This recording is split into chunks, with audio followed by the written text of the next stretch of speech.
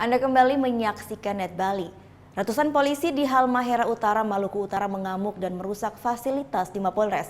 Nah, tindakan ini dipicu penuntutan pembayaran pengamanan pemilu yang belum dibayarkan. Kemarin Komandan Anda mau kas mutasi dan mau kas mutasi di mana, Komandan?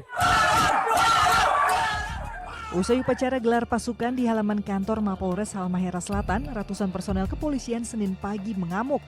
Ratusan polisi ini bahkan mengamuk hingga ke dalam kantor Mapolres. Mereka juga merusak beberapa fasilitas kantor. Tak hanya itu, para bintara ini juga memblokade ruang kerja Kapolres dan Kabak Ops Polres Halmahera Selatan dengan menggunakan balok kayu. Kemarahan anggota polisi di Halmahera Selatan ini dipicu akibat tak kunjung diterimanya pembayaran biaya pengamanan pemilu 17 April lalu. Aksi protes terhadap molornya pembayaran upah PAM pemilu oleh jajaran polisi Polres Halmahera Selatan ini pun disayangkan Kapolda Maluku Utara. Menurutnya, aksi protes tersebut bisa diselesaikan melalui komunikasi yang baik. Meski demikian, Kapolda pun berjanji akan segera memenuhi tuntutan para anggotanya ini. Itu sekarang psikologis lah, capek. Karena tadi proses kan molor tadi tuh.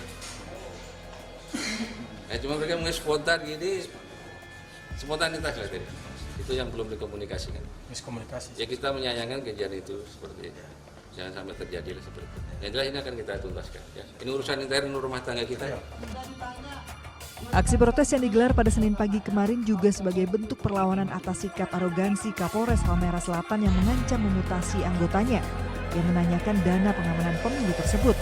Bahtiar Huamual melaporkan untuk Net.